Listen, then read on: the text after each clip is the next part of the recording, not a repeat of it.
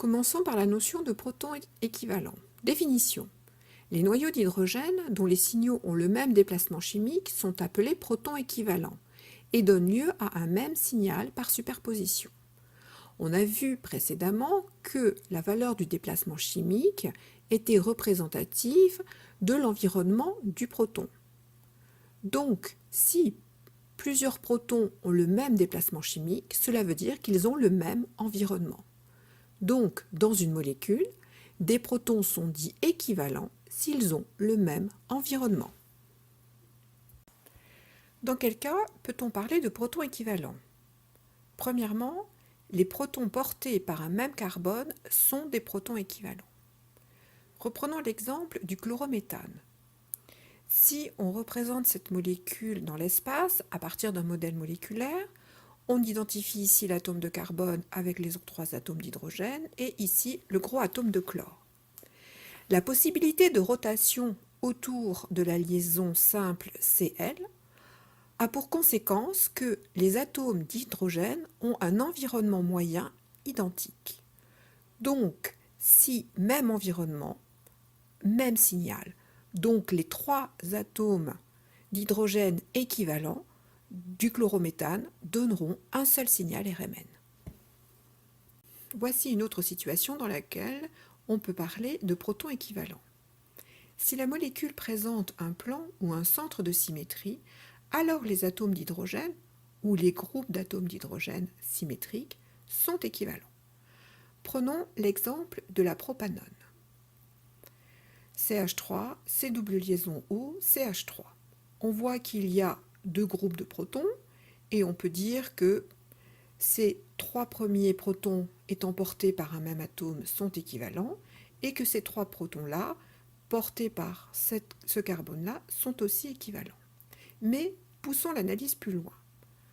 On voit que la molécule présente un plan de symétrie, de sorte que ce CH3 est le symétrique de celui-là. Dans une représentation dans l'espace avec un modèle moléculaire, on identifie ici le carbone doublement lié à l'atome d'oxygène. Il y a impossibilité de rotation autour de cette double liaison. Par contre, il y a possibilité de rotation autour de la liaison CC ici et de cette autre liaison CC. Du fait de cette rotation, les atomes d'hydrogène ont un environnement moyen identique. Donc, nous ne sommes pas en présence de deux groupes de protons équivalents, mais d'un seul groupe de protons équivalents constitué de 6 protons. Ces 6 protons auront un même déplacement chimique et donneront un seul signal, qui ici est un singulier. Premier exercice d'application sur l'identification de protons équivalents. Pour chaque molécule proposée, vous mettrez la vidéo en pause et sur votre brouillon, vous établirez la formule développée de la molécule. Sur cette molécule, vous identifierez les groupes de protons équivalents et vous en déduirez le nombre de signaux en RMN que l'on devra obtenir. Vous relancerez la vidéo pour vous autocorriger et vous n'oublierez pas de reporter les réponses sur votre document afin de garder une trace de l'exercice. Puis, vous ferez de même pour la molécule suivante. Première molécule, la molécule d'éthanol. Mettre la vidéo en pause. Voici la formule développée de la molécule d'éthanol. Cette molécule ne présente pas de centre ou de plan de symétrie. Repérons les protons équivalents. Premier atome de carbone qui porte 3 protons, que l'on a représentés en rouge. Ces 3 protons sont équivalents. Deuxième groupe de protons représenté en bleu. Le deuxième atome de carbone porte 2 atomes d'hydrogène qui sont équivalents.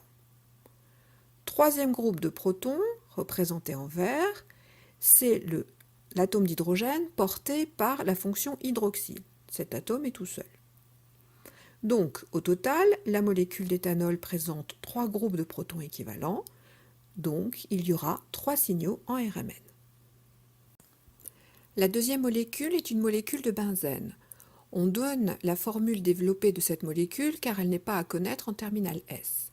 On remarque dans le cycle la présence de plusieurs doubles liaisons conjuguées. On parle donc de noyau aromatique. Mettre la vidéo sur pause. La molécule de benzène a un centre de symétrie et plusieurs plans de symétrie. Donc, les 6 protons de la molécule sont équivalents. Ils donneront donc un seul signal en RMN. La troisième molécule est une molécule de propène, ou plus précisément de prop 1N. Mettre la vidéo sur pause. Voici la formule développée de cet alcène. Identifions les protons équivalents. Le premier atome de carbone porte 3 protons équivalents représentés en bleu. Le second atome ne porte qu'un proton, mais qui va donc constituer le second groupe de protons. Le troisième atome de carbone porte 2 atomes d'hydrogène. Dans un premier temps, on pourrait penser qu'ils sont équivalents.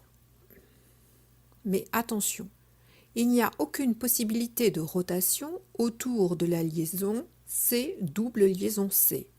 Donc, l'hydrogène représenté en rose n'a pas le même environnement que l'hydrogène représenté en vert. Donc, en fait, ici, on a 2 atomes d'hydrogène portés par un même atome de carbone qui ne sont pas équivalents.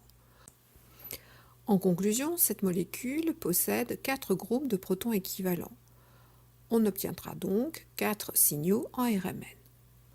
Attention, le cas présenté ici est à la limite du programme de terminale S. Mais il est intéressant pour mettre en évidence que l'impossibilité de rotation de la liaison C double liaison C engendre que les 2 atomes d'hydrogène portés par un même carbone n'ont pas un même environnement. Chacun de ces atomes d'hydrogène va donc avoir un déplacement chimique différent, mais qui vont rester très proches. Seul un appareil de haute résolution permettra de séparer les 2 signaux. Quatrième molécule, une molécule de propane. Mettre la vidéo en pause. Voici la formule développée de la molécule de propane. On voit sur cette représentation qu'il apparaît un plan de symétrie. Donc cette partie de la molécule est le symétrique de cette partie. Quelles conséquences au niveau des protons équivalents? Les 3 atomes d'hydrogène portés par ce carbone seront donc équivalents aux 3 atomes d'hydrogène portés par le carbone symétrique. Les 2 atomes d'hydrogène portés par le carbone central sont équivalents. Il y a donc 2 groupes de protons équivalents, les bleus et les roses. Donc, il y aura 2 signaux en RMN. Cinquième molécule, une molécule de cyclohexène. Mettre la vidéo en pause. Voici la formule développée d'une molécule de cyclohexène. On voit que la molécule présente un plan de symétrie, de sorte que les hydrogènes à gauche de ce plan seront équivalents aux hydrogènes à droite de ce plan. Mais attention, d'un même côté, tous les hydrogènes ne sont pas équivalents à cause de la présence de cette double liaison. Il y aura donc un premier groupe de protons équivalents, les verts, ceux qui sont reliés au carbone de la fonction alcène. Puis il y aura les protons équivalents représentés en rouge portés par le deuxième carbone. Et enfin, un troisième groupe de protons équivalents représentés en bleu portés par ces carbones-là. Donc au total, on aura 3 groupes de protons équivalents, ce qui se traduira par 3 signaux en RMN. La dernière et 6e molécule est une molécule d'éthanoate de 3-méthylbutyl. Il s'agit d'un ester. Mettre la vidéo en pause. Voici la formule développée de cet ester. On identifie ici la fonction ester. Ce côté-là représente la partie éthanoate. Puis les 4 carbones qui sont là pour la partie butyle, qui est substitué sur le carbone numéro 3 par un groupe méthyle. Cette molécule ne présente pas de plan de symétrie. Donc, nous allons identifier les différents groupes de protons équivalents. Sur ce carbone de la partie éthanoate, il y a donc un premier groupe de protons équivalents, représenté en rose, constitué de 3 protons. Sur la partie butyle, le carbone numéro 1 porte 2 protons équivalents représentés en vert, le carbone numéro 2, 2 protons équivalents représentés en bleu cyan, le carbone numéro 3 porte un seul proton. Maintenant, intéressons-nous au cas des protons portés par le carbone 4 et 4'. On voit très bien, de par la géométrie de la molécule et du fait de la libre rotation de la liaison CC entre le carbone 3 et 4 et entre le carbone 3 et 4', que les 6 protons représentés ici, en bleu, ont un même environnement et donc constituent un groupe de protons équivalents. Donc, au total, cette molécule a 5 groupes de protons équivalents, ce qui se traduira par 5 signaux en RMN. Donc, attention, bien qu'il y ait 6 carbones portant des atomes d'hydrogène, on n'obtient que 5 groupes de protons équivalents du fait de la géométrie de la molécule.